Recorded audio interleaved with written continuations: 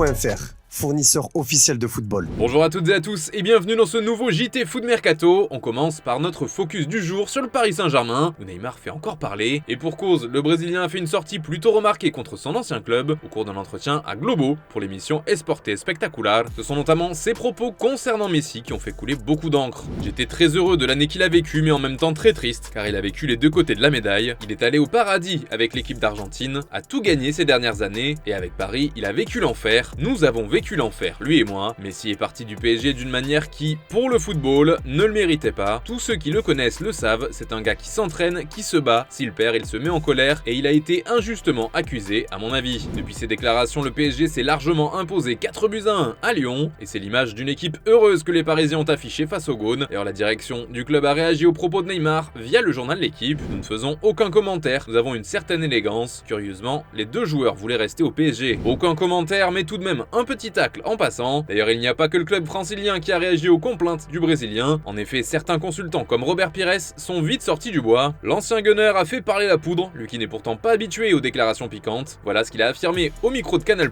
J'appelle ça des pleureuses, tu es joueur professionnel et il faut savoir supporter la pression. Quand tu es bon, tu es content de recevoir des éloges, et quand tu n'es pas bon, ça fait partie du jeu. On a tous été critiqués, moi le premier. Quand je suis arrivé à Arsenal, on disait: qui c'est lui? Il est là pour remplacer Overmars? Il est nul. J'ai continué à travailler et ça a fini par payer. Bref, les réactions sont nombreuses et c'est le cas aussi sur les réseaux sociaux, à l'instar de Twitter, où beaucoup se sont amusés de la définition de l'enfer par Neymar. Visiblement, sur le terrain comme en dehors, le Brésilien continue de ne pas mettre tout le monde d'accord, mais au moins, comme il le dit, il reste entier, enfer et contre tous.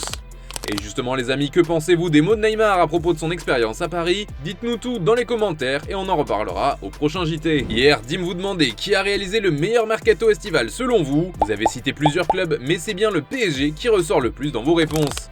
Sergio Ramos, lui, n'a pas été conservé par le Paris Saint-Germain cet été. L'Espagnol était arrivé au bout de son contrat et n'a pas été prolongé. Tout l'été, son nom a été évoqué sans jamais aboutir sur du concret. Dernièrement, on l'annonçait notamment du côté de l'Arabie Saoudite ou de la Turquie, mais c'est bien à Séville qu'a signé le défenseur, c'est désormais officiel. Il s'est engagé avec le club andalou pour une seule saison. Ce lundi, la presse catalane nous livre une information croustillante concernant le retour de Ramos dans son club formateur. Pour retourner en Andalousie, il a refusé une véritable fortune. Mundo Deportivo affirme ainsi qu'il aurait pu toucher un salaire annuel de 11 millions d'euros en Turquie et même 20 millions d'euros du côté de l'Arabie Saoudite, alors qu'au Séville FC, il devrait toucher 1 million d'euros net par saison. On est loin des enfers de Neymar, mais on peut quand même parler de sacrifice. Toujours dans le reste de l'actualité, on prend la direction de l'Angleterre avec le cas Salah qui continue de faire parler à Liverpool. Les Reds l'ont assez largement emporté face à Aston Villa 3-0 ce week-end, avec notamment un but pour l'Égyptien. Une belle performance qui rassure sur les bords de la Mersey, même si l'ombre d'un transfert en Arabie Saoudite plane toujours au-dessus du club. Enfin ça c'était surtout avant la victoire des Reds, car après leur rencontre, un certain Dominique Szoboszlai a vendu la mèche. Visiblement Salah a déjà tranché pour son avenir si on en croit son coéquipier. Nous sommes vraiment heureux de le voir rester, on se parle entre nous évidemment, mais il veut rester, il veut être ici avec nous, on est très content, on a besoin d'une personne comme lui dans l'équipe, a avoué le milieu hongrois. Des révélations qui font écho aux déclarations de son coach Jürgen Klopp. Après la belle victoire face aux Villans, il est revenu sur ces dernières semaines marquées par les rumeurs qui n'ont jamais fait douter le coach allemand comme son joueur vedette. I didn't realize a little bit of a distraction through the whole week, besides answering questions. No clue, nobody came to me and told me something could happen or whatever. On Friday, nothing, and I'm pretty sure I would have got a call, but I didn't. And Mo didn't look for a second like he thought about anything else than about Aston Villa. And yes, being involved in our goals. I heard now 148 home game and 102nd goal or whatever. Is that possible?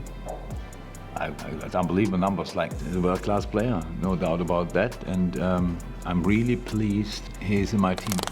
Au Brésil maintenant, un certain Dimitri Payet a fait des premiers pas très attendus du côté du Vasco de Gama. Lors du match nul 1 partout entre son équipe et Bahia pour le compte de la 22e journée de Serie A, le Français est entré en jeu peu de temps après la pause. Après des premières minutes timides, Payet a montré qu'il n'avait rien perdu de sa technique. D'ailleurs, il aurait pu être le héros du match. Ça ne s'est joué qu'à quelques centimètres. En effet, à la 82e minute, il a réussi à glisser une passe à son coéquipier Jair qui aurait pu être décisive, et ce dernier a manqué de précision. D'ailleurs, après la rencontre, son entraîneur Ramon Diaz a semblé plutôt satisfait de la performance de son nouveau joueur. Il n'est avec nous que depuis peu de temps, il n'est pas encore à 100%, il doit continuer à travailler. Nous avons 2 semaines pour le remettre en forme, mais c'est un joueur important, il a beaucoup de présence, il doit juste rester en forme. Je suis content de lui, il va certainement s'améliorer à l'avenir. Je pense que le plus important est qu'il aille bien. En Italie maintenant, un point sur Paul Pogba. Le Français est de retour avec la Juve et il est entré en jeu ce week-end pour son deuxième match face à Empoli. Victoire 2-0 des Bianconeri. Avant la rencontre, Massimiliano Allegri avouait qu'il fallait prendre des précautions pour le retour de la pioche. Poi in questo momento lo devo, centellinare, nel senso che comunque è un giocatore che sta venendo fuori da un infortunio, un anno che non ha giocato, però l'altro giorno già ha fatto una giocata importante contro il Bologna, perché l'assist che ha fatto Hilling nasce da una giocata sua importante a metà campo. È un giocatore che quando starà al 100%, manca al 70%, è normale che è un giocatore diverso da tutti gli altri, quindi cerchiamo di tenerlo come le cose sante. Eh bien, le technicien italien avait malheureusement raison, puisque Pogba a déjà rechuté ce dimanche. À l'issue de la rencontre, il semblait avoir une gêne à la cuisse, un nouveau pépin confirmé par son coach après la rencontre. Le Français doit passer des examens médicaux ce lundi pour en savoir plus sur son indisponibilité. Pour rappel, l'an dernier, il n'a joué que 161 minutes avec la Juventus. Ce lundi, sur les réseaux sociaux, la pioche s'est montrée énigmatique en postant des images du match accompagnées de la phrase « jusqu'à la fin ».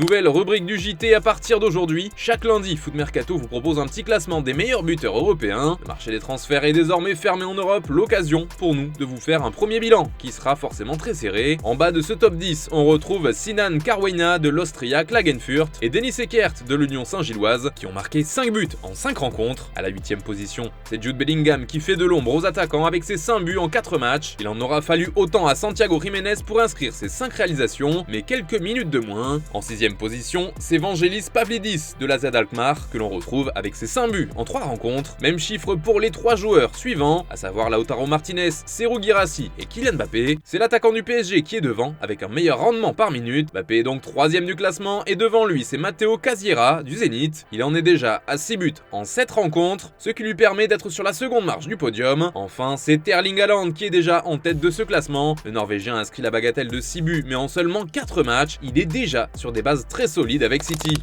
Retour en France maintenant avec des nouvelles de Salvatore Sirigu. On évoquait il y a quelques jours l'intérêt de Lorient pour le portier transalpin, mais le dossier n'est pas allé jusqu'au bout. En revanche, il pourrait tout de même faire son retour en Ligue 1. En effet, d'après nos informations, il est dans le viseur de l'OGC Nice. Des discussions sont en cours entre le gym et le clan du joueur. A noter que Sirigu est libre de tout contrat depuis son départ de la Fiorentina le 1er juillet dernier. Et puis c'est officiel, Edmond Tapsoba prolonge avec le Bayer Leverkusen. Le défenseur central avait notamment été évoqué du côté de Tottenham durant ce mercato, mais il n'a finalement pas bougé. Il rempile donc avec le club allemand et il est désormais engagé là-bas jusqu'en 2028. Et on termine ce JT avec la traditionnelle image du jour, direction le château de Clairefontaine, cette fois avec nos bleus qui ont fait leur retour à la maison. Comme toujours, les joueurs se sont mis sur leur 31 pour l'occasion. N'hésitez pas à nous dire dans les commentaires si vous validez leur choix vestimentaire. Et puis dites-nous aussi ce que vous pensez des nouvelles rubriques pour ce JT hors mercato. Si vous avez des idées ou des sujets que vous aimeriez que l'on traite, on est ouvert et on lira vos propositions. Je vous souhaite une excellente soirée et je vous dis à demain.